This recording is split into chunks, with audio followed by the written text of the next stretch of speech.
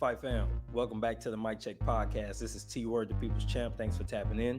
Today we're talking about Regis Prograis as well as Andy Cruz Gomez and a recent signing with Matchroom and upcoming events for Rougarou as we talk about a little bit of boxing. Before we get into the video, don't forget to like, comment, and subscribe. We appreciate the feedback. Feel free to donate to the Cash App, $THAMICCHECK12. That's the Mic Check 12. Go ahead and hook us up. Help us continue to bring this dope ass content. All right, so let's get right into the video. So Regis Prograis, aka Rougarou, has announced on the Canelo card that he's going to be signing with Matchroom, which is also going to be displayed on the Zone, so you'll be able to see him pretty much on free TV for the most part.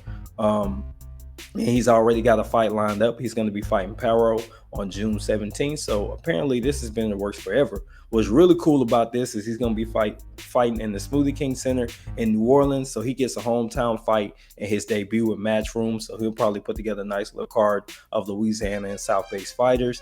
So that should be dope to see.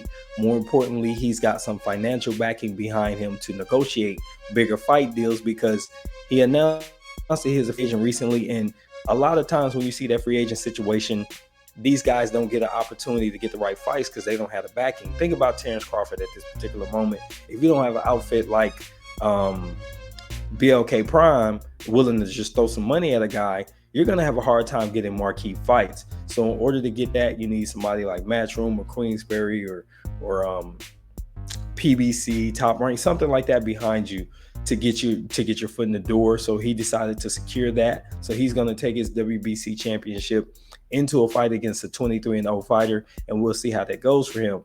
The biggest thing that's important about this is the fact that he can align himself with the 140-pound fighters that already fight on the Zone as well. So I think that makes it for some exciting matchups like Montana Love. You're looking at Richardson Hitchens. This is important to me because if he starts to fight other people and raises his profile, then he'll be able to cross networks and get into some cross promotion stuff, which will give him a chance to unify the belts. He did call out some people when he was on Canelo's card. In between fights, they talked to him and made this announcement, and he called out some people that weren't necessarily in his division, but then later he came back and said he wanted to smoke with everybody. And if Regis is who we think he is, that's a big deal. So I think that his signing is very important. Also announced was Andy Cruz Gomez. Many of you may know him as the Olympic amateur athlete from Cuba, who defeated Keyshawn Davis a few times in the amateurs, including in the Olympics. And after watching the video from a good buddy, I guess you could say, of mine, Boxing Gym's film study, it became evidently clear that something that works at the amateur level may not represent what happens at the pro level. We just saw this recently occur with Clarissa Shields and Savannah Marshall.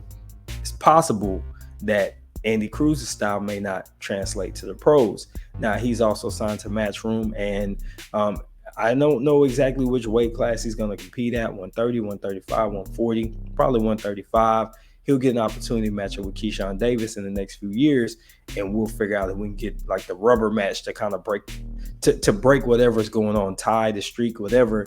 We'll get to see them on a professional level, and I think that'll be a good matchup because Keyshawn is, even though he's young and experienced, he's a polished pro, if that makes sense. He's got a good handle on his skills, so I want to see what that means for Andy and if he's going to be able to overcome the experience that Keyshawn now has as a pro if they meet up in a couple of years. I don't think that they're going to fight anytime too soon for the simple fact that I don't think it's a good matchup because of where Keyshawn is already at. And I just think that the smart money says just chill, let Cruz build up his profile. Keyshawn's probably going to be at around, 16, 17 fights. Cruz is going to be at maybe like 8 to 10 fights in 2 years. And then you let them get in there. And I think that, Keyshawn at that point, Cruz at that point will have enough fights that if he takes a loss against Davis, he can still bounce back. Whereas Davis fights him right now, loses, his career goes downhill. So I don't think that there's any benefit for him to be in the ring with him right now. From Cruz standpoint, there's a lot of fights that he can take to work his way up the rung and decide which belt he wants to chase. Currently, Devin Haney is the undisputed champion in 135, so he could take any path. They all lead to Devin Haney right now. By the time he gets there, it could be a whole different dude. Could be Gervonta Davis, could be Shakur Stevenson. Hell, could be Keyshawn Davis or Abdullah Mason at that point. I don't fucking know. But I do know this. I want to see these guys get in the ring as professionals and make it happen. So hopefully that's what's going down. So again, the entire point of this video was the signing of Regis Prograis and Andy Cruz with Matchroom.